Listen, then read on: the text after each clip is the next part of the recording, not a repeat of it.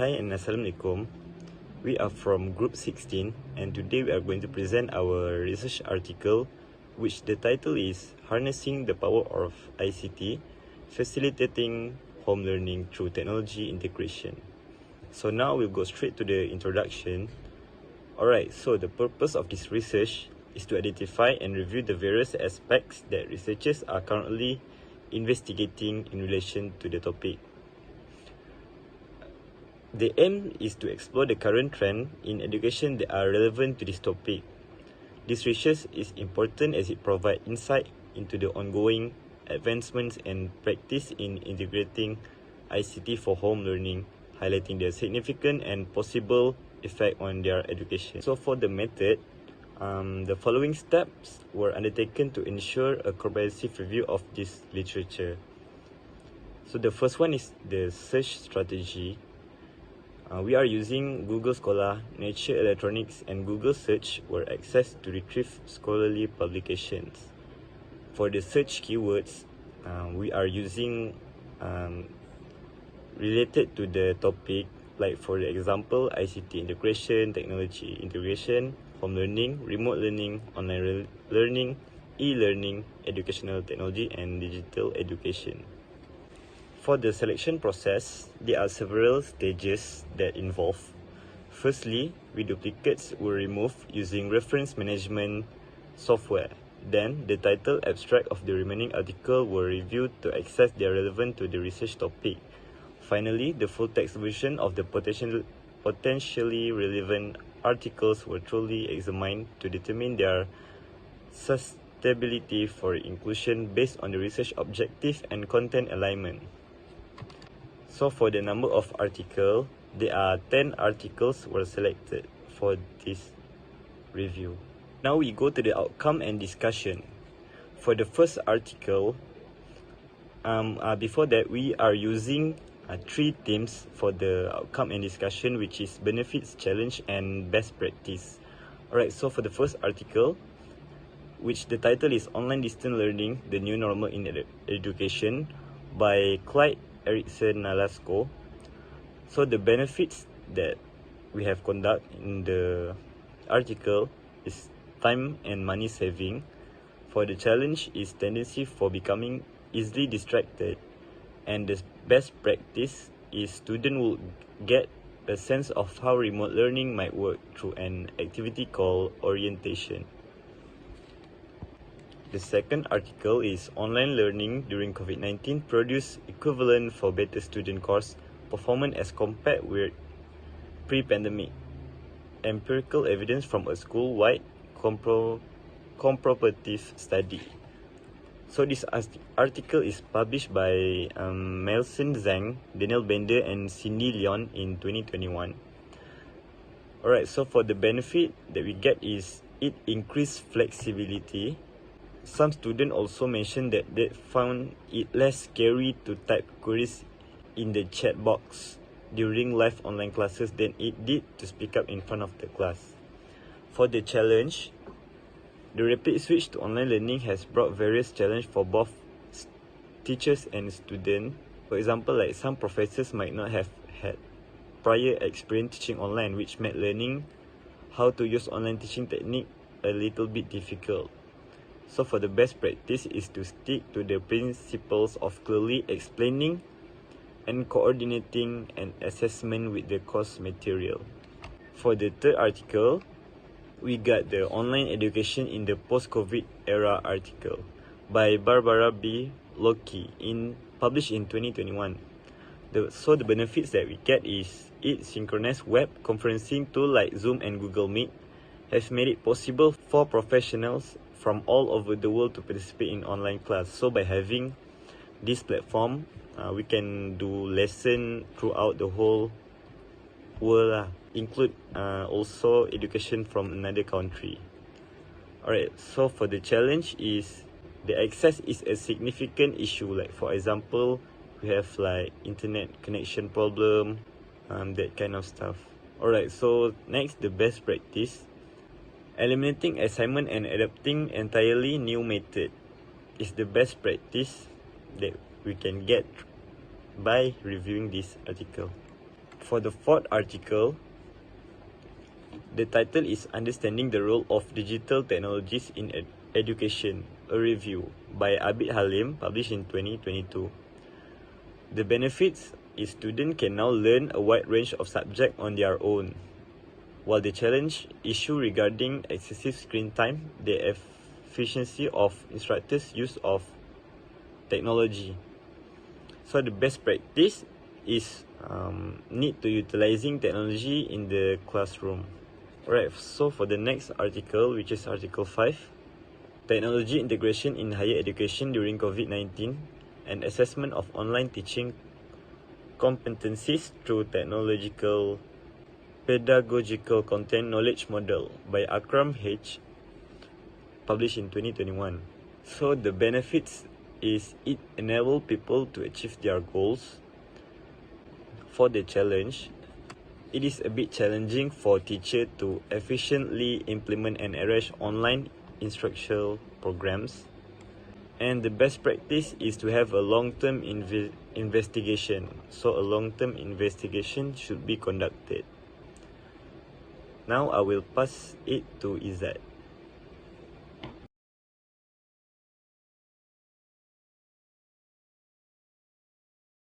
Assalamualaikum. My name is Muhammad Zafar Mirosan. So I will continue the new presentation. I will continue my group presentation with Article 6, 7, 8, 9, and 10, and I will also conclude my presentation. I'm sorry, I will also conclude my group presentation. So for the Article 6, the title is ICT Supported Home-Based Learning in K-12, a systematic review of research and implementation. The benefits is continuity of education. Challenge is the home-based learning require access to dependable internet connectivity that is stable and also appropriate devices and digital tools. For the best practice is to ensure that the infrastructure is ready. So the article is published by Yun Wen in the year of 2021. For next article is Article 7. The title is Identifying the Utilization of ICT-based interactive media in school during pandemic COVID-19. During pandemic COVID-19. So the benefit is improving independent learning. The challenge is inequitable access to technology, which means that not all students and teachers might have the appropriate tools to conduct a home-based learning. So the best practices is to make sure that the ICT tools that are accessible and user-friendly for all students and also teachers. So for Article 7, we have for Article 8, the title is Digital Home Learning Environment and its relation to children's ICT self-efficacy. So the benefit is positive features of the digital home learning environment, while the challenge is gender difference. So it means that, as we all know, that male students will have a harder time to focus during the home-based learning rather than a female student, because we all know that technically male students have some sort of disciplinary issues, particularly regarding about the self-learning. So for the best practice is teachers are able to incorporate knowledge about the digital home learning environment and can influence the ICT self-efficacy into the formal education. This article was published in 2022 and was made by Sabrina Bonanati and Heike M. Bull. So for Article 9, we have the title is Home Learning in Times of COVID, Experience of Parents. This article was published in 2020. The benefits is parents' adaptability, while the challenge is lack of social engagement. So the best practice is to have some sort of centralized data dashboards. So for next article is Article 10. The title is Technological Barriers and Challenges in the Use of ICT During the COVID-19 Emergency Remote Learning. So the article was made by Maila DH Rahim. It was published in 2020. The benefits is improved learning experience, and also the challenge are unstable internet connection or unavailable internet access, which mostly associated with the data prices that were too high. So the best practices is to make sure that the technological costs were addressed. So to ensure that students and teachers alike will get the fair prices for data, because we all know, particularly student, they does not have any source of income and dependent on maybe their allowance and also their parents. So for the benefits for all of these articles, based on the tables presence, is that describe the common views across the selected articles, such as improves access to educational resources and also personalized learning experience. So for the challenges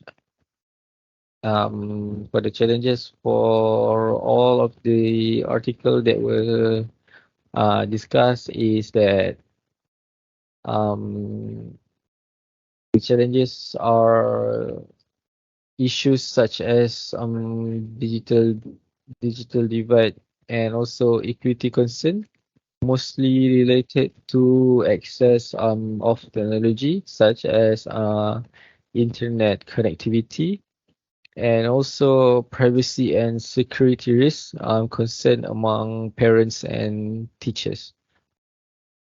So the best practices that were found mostly they describe among common views such as the importance of pedagogical approaches that blend technology with sound instructional practices, and it also summarizes the need for ongoing professional development for educators.